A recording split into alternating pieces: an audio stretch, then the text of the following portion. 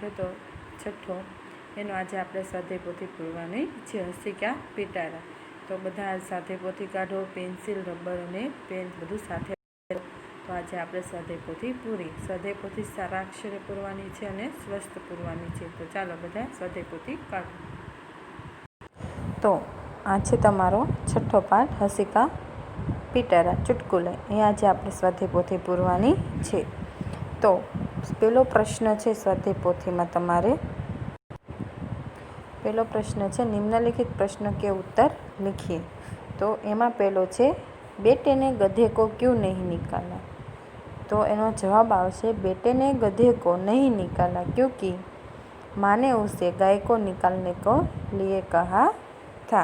तो આપણે બધાએ જ્યારે આ ચુટકુલે ભણ્યા હતા ત્યારે કીધું હતું કે એની માએ શું કીધું હતું કે गेहूँ सूख रहे हैं, गाय आए तो निकालना, मगर गधे आया तो उसने निकाला नहीं. એટલે કે ગધેડો આવ્યો તો એ કાંઈ ભગાડ્યો નહીં. તો આપણને પ્રશ્ન પૂછ્યો છે એવું શું કામ કર્યું. તો એનો જવાબ છે આપણે બધા લખીએ. તો કે બેટેને, લખો બધા,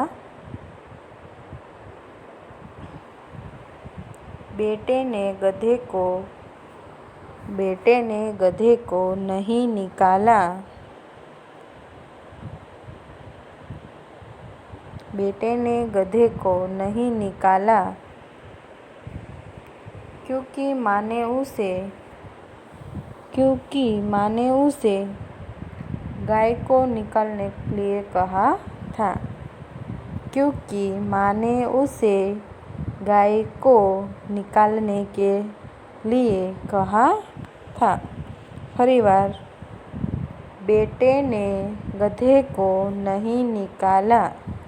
बेटे ने गधे को नहीं निकाला क्योंकि माँ ने उसे गाय को निकालने के लिए कहा था. હવે આવે છે પ્રશ્ન બીજો. दूसरा दोस्त दीपक को मूर्ख क्यों कहता है. दूसरा दोस्त दीपक को मूर्ख क्यों कहता है. तो लखो दोस्त दीपक को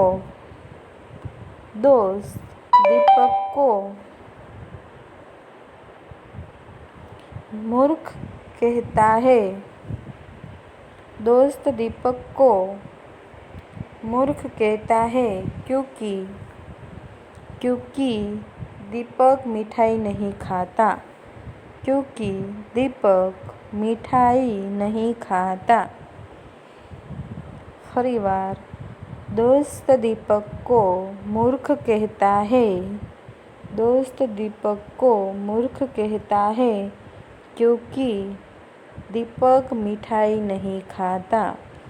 क्योंकि दीपक मिठाई नहीं खाता. प्रश्न तीजो, सचमुच में व्याकरण की दृष्टि से दीपक क्या है. तो मैं तमने पाठ समझाती थी ત્યારે કીધું હતું દીપક શું છે, કર્તા છે. તો આપણે લખશું व्याकरण की दृष्टि में दीपक करता है. व्याकरण की दृष्टि में दीपक करता है. कर्ता कर्म અને ક્રિયાપદ મેં સમજાવ્યું હતું એ રીતે. व्याकरण की दृष्टि में दीपक करता है. તો વ્યાકરણની દૃષ્ટિમાં દીપક શું છે તો કે કર્તા. તો એનો જવાબ તમે બધાએ લખ્યો કે व्याकरण की दृष्टि में दीपक करता है. હવે આવે છે પ્રશ્ન 4. नौकर ने बिल्ली को क्यों नहीं भगाया. तो कि नौकर ने बिल्ली को नहीं भगाया क्योंकि उससे मालिक ने कहा था कि कोई भी काम करने से पहले मुझसे पूछ लिया कर. तो एनो जवाब लखशु आपणे नौकर ने बिल्ली को नहीं भगाया क्योंकि नौकर ने बिल्ली को नहीं भगाया क्योंकि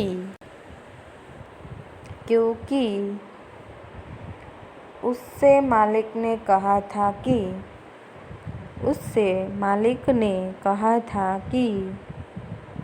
उससे मालिक ने कहा था कि कोई भी काम करने से पहले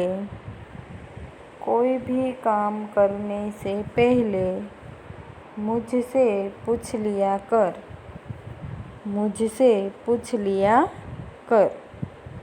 कोई भी काम करने से पहले मुझसे पूछ लिया कर। એટલા માટે અહીંયા માલિકને પૂછ્યું કે બિલ્લી દૂધ પી રહી તો એને ભગાડું કે નહીં, તા તો બિલ્લી દૂધ પી જાય છે। હવે આવે છે પાંચમું। श्यामू रामू के प्रश्न का क्या जवाब देता है? तो कि श्यामू रामू के प्रश्न का जवाब देता है कि मूर्ख हो क्या, यह गधा नहीं कुत्ता है। तो હવે जवाब लखो। श्यामू रामू के प्रश्न का जवाब देता है। श्यामू रामू के प्रश्न का जवाब देता है। अवतरण चिन्ह में लखजो એટલે કે આવી રીતે। પછી વાક્ય ચાલુ કરવાનું। મૂર્ખ હો ક્યા, પછી પ્રશ્નાર્થ ચિહ્ન જ્યાં દેખાય છે। यह गधा नहीं कुत्ता है।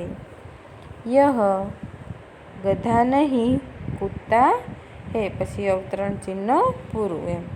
ડબલ અવતરણ ચિહ્નમાં આ વાક્ય છે કે મૂર્ખ હો ક્યા, यह गधा नहीं कुत्ता है। फरीवार प्रश्न बोलूं। श्यामू रामू के प्रश्न का जवाब देता है। मूर्ख हो क्या, यह गधा नहीं कुत्ता है। હવે તમારે આવે છે આગળ पढ़िए और मजा लीजिए। तो आ चुटकुले छे, जोक्स छे। मालकिन, रामू मैंने कहा था पूंजा के लिए धूप ले आना। रामू, मगर लाता कहाँ से? मालकिन, आज तो दिन भर बादल छाए हैं। तो ये एम कीधुं हतुं पूंजा माटे जे आपणे धूप लईए छीए, जेमां आपणे गूगल नाखीने धुवाड़ो करे ए धूप लईने आवजे एम। पण ए शुं कीधुं के आजे सूरज तो निकळ्यो ज नथी, आजे तो वादळा ज हता, तो क्यांथी लावुं एम। तो तमारे आवी रीतने बधा प्रश्न वांचवाना छे अने मजा लेवानी छे। आ पाठमां आपणे आगळ प्रवृत्ति करी नाखशुं, केम के प्रवृत्तिमां थोडुंक व्याकरण छे। तो आमां तमारे प्रश्न जे आ छे के पुस्तकालय में जाकर चुटकुले पढ़िए और इनमें से यहाँ प्रार्थना सभा में सुनाइए और यहाँ लिखिए 5 मजेदार।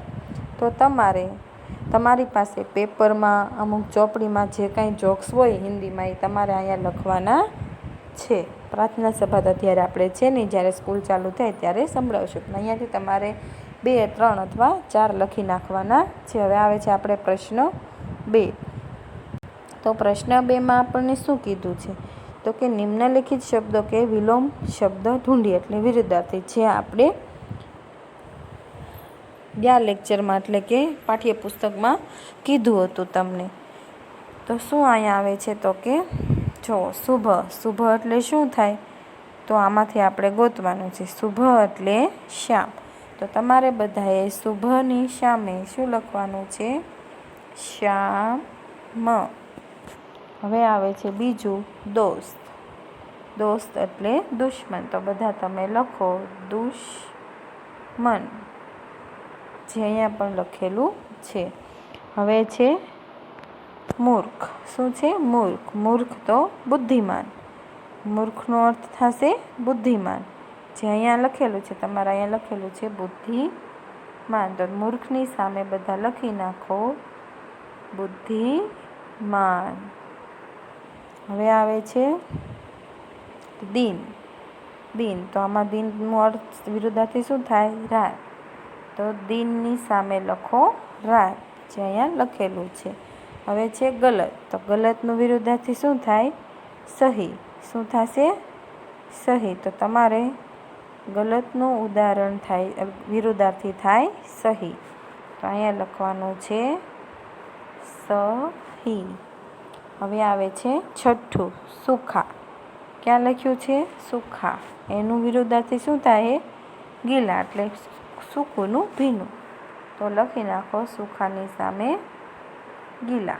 આ તમારા વિરુદ્ધાર્થી શબ્દો અહીં પૂરા થાય છે. હવે આપણે આગળ જોઈએ તો કે આગળ આપણને એમાંથી વાક્ય બનાવવાના કીધા છે કે ઉપરયોગ શબ્દો કે આધારિત વાક્ય બનાવીએ.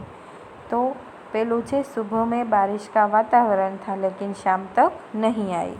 તો હવે આપણે દોસ્ત અને દુશ્મનનું વાક્ય બનાવશું. તો સાથે સાથે લખતા જજો. मैं समझ रहा था अनिल मेरा दोस्त है लेकिन वह दुश्मन निकला. लखो. मैं समझ रहा था अनिल मेरा दोस्त है लेकिन वह दुश्मन निकला. फरी बार बोलूँ छूँ. मैं समझ रहा था अनिल मेरा दोस्त है लेकिन वह दुश्मन निकला. તો આપણા પહેલાં જે વિરુદ્ધાર્થી શબ્દ છે એનું અહીંયા વાક્ય પ્રયોગ થઈ ગયું. હવે ત્રીજામાં લખો.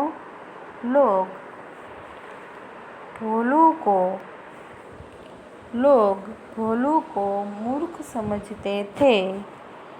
लोग भोलू को मूर्ख समझते थे लेकिन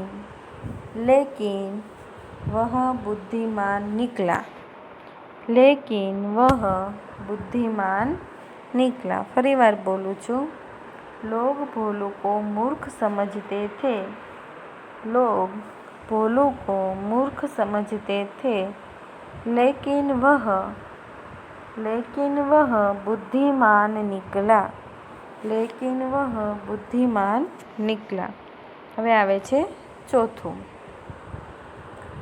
सूर्योदय होने से આ કેવું છે વિરુદ્ધાર્થી? दिन અને રાતનું. सूर्योदय होने से दिन होता है. सूर्योदय होने से दिन होता है और सूर्यास्त होने से रात. परिवार. सूर्योदय होने से दिन होता है और सूर्यास्त होने से रात. હવે આવે છે પાંચમું. मैंने सोचा उत्तर गलत होगा लेकिन वह सही था. मैंने सोचा उत्तर गलत होगा लेकिन वह सही था. હવે આવે છે છઠ્ઠું. मैंने सोचा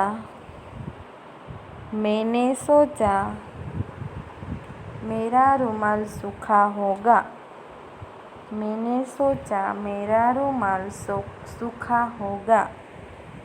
लेकिन वह गीला था. फरी बार.